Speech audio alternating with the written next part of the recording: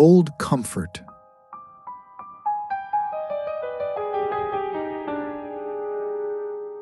Danny first heard the music at 11:47 on a Tuesday night in October, when all the streetlights had already buzzed to life and cast their pools of yellow across the empty sidewalks.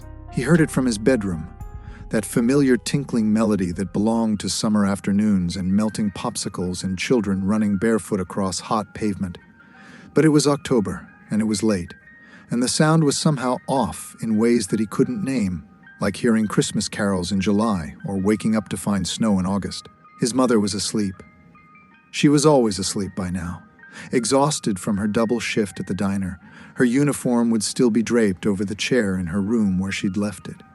She would wake at 5:30 and do it all again, and Danny would eat cereal alone at the kitchen table and walk himself to school and come home to an empty house that smelled like old coffee and nobody. The music grew louder. Danny moved to his bedroom door, careful not to make the floorboard creak. He crept past his mother's room and down the stairs, each step memorized, each creak stealthily avoided. Through the front window, he could see the source of the music. An ice cream truck, white and boxy, and somehow too bright under the streetlight, parked directly across from his house. The painted cartoon characters on its side looked cheerful in that aggressive way that certain things from childhood look when you encounter them years later and realize they were always a little frightening. The music played its loop. Turkey in the Straw, or The Entertainer, or one of those songs that all ice cream trucks played. The notes slightly off-key, slightly too fast, slightly mechanical. Danny knew he should go back to bed. He knew that ice cream trucks didn't come out at night, that they belonged to daylight and heat, and the kind of summer that felt endless, even though it never was. But his hand was already on the doorknob, and his feet were already finding his shoes beside the door, and he understood in some distant way that he had already decided, even though he couldn't remember deciding. The October air was cold when he stepped outside, colder than it should have been, and his breath made small clouds that dissipated into nothing. The street was empty. Every house was dark except for the glow of porch lights and the blue flicker of someone's television 3 doors down. His own house sat behind him, small and tired-looking, with the kitchen light his mother always left on burning yellow in the window. The music stopped. For a moment, there was only silence and the hum of the streetlight overhead. Then the ice cream man appeared at the truck's service window, leaning out with a smile that showed too many teeth. "Hello there," he said, and his voice was friendly in the way that voices in dreams are friendly, pleasant, and wrong at the same time. "You're up late." "I heard the music," Danny said, and he was already walking, his feet carrying him across the street without his permission, drawn by something he couldn't name but recognized the way you recognize hunger or cold. "Did you?" The ice cream man's eyes were dark, so dark that Danny couldn't see pupils, and they reflected the streetlight in a way that eyes shouldn't reflect light, like glass or water or something polished. "I was hoping someone would. It gets lonely, driving these streets at night. Everyone's always asleep." Danny stopped at the curb, 1 foot on the street, 1 foot still on the sidewalk. He thought suddenly of Mark Jensen, who had sat 3 seats ahead of him in class until one day the seat was simply empty and stayed empty. And the Alvarez boy, whose bike still leaned against the garage 2 houses down, untouched, gathering rust. And Sarah Kim, whose mother had cried at the grocery store, while Danny's mom pretended not to notice. They had all lived in houses that went dark early now. "Would you like to see inside?" the ice cream man asked. "It's warmer than you'd think. Quieter too. No one to bother you. No one to forget to come home." The truck's back door opened with a soft click, and cold air spilled out, visible in the streetlight, rolling across the pavement like fog. It smelled like sugar and metal and something else.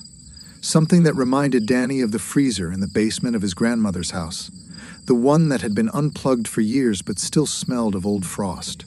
Danny could see darkness beyond the door, and shadows that might have been freezers or might have been something else. And he sensed, rather than saw, that there were other spaces in that darkness, other presences, other children who had heard the music on October nights, and followed it to this exact spot under this exact streetlight. The ice cream man waited, patient, his smile never wavering, his two dark eyes reflecting nothing now except the darkness of the truck's interior. Danny's foot lifted to step off the curb. Behind him, in his house, the kitchen light burned yellow and steady. His mother was asleep in her room, dreaming of tips and tables and the alarm clock that would wake her too soon. Tomorrow, she would make coffee and leave him lunch money on the counter and kiss the top of his head before she left for her shift. She would be tired. She would forget to ask about his homework. She would come home after he was asleep and collapse into bed and do it all again the next day. But she would come home. Danny stepped back onto the sidewalk. The ice cream man's smile didn't change. He didn't look disappointed or angry or surprised. He only nodded, as if Danny had confirmed something they both already knew. "Another time, then?" he said softly. The back door closed with the same soft click. The service window slid shut.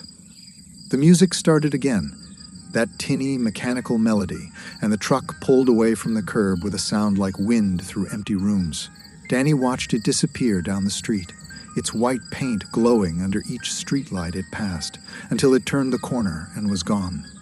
The music faded last, those off-key notes hanging in the cold October air, until they too dissolved into nothing. He went back inside, locked the door behind him, and climbed the stairs to his room. His mother's door was still closed. The house was still quiet. The kitchen light still burned, a small defiant warmth against the dark. Danny didn't sleep that night. He lay in bed and listened to the house settle around him and thought about Mark Jensen's empty desk and the Alvarez boy's rusting bike and Sarah Kim's mother crying in the produce section. He thought about the ice cream man's patient smile and the darkness in the back of the truck and the way the cold air had spilled out like an invitation.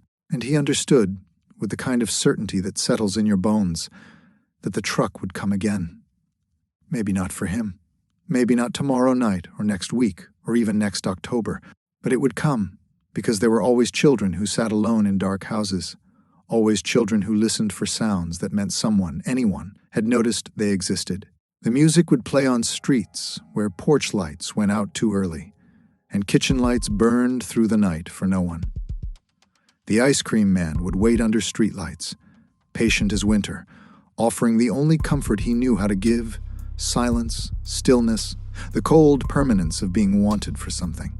Danny pulled his blanket tighter and watched the shadows on his ceiling and tried not to listen for the music, even though part of him, the loneliest part, wanted to hear it again. He knew it would come back. Some things always do.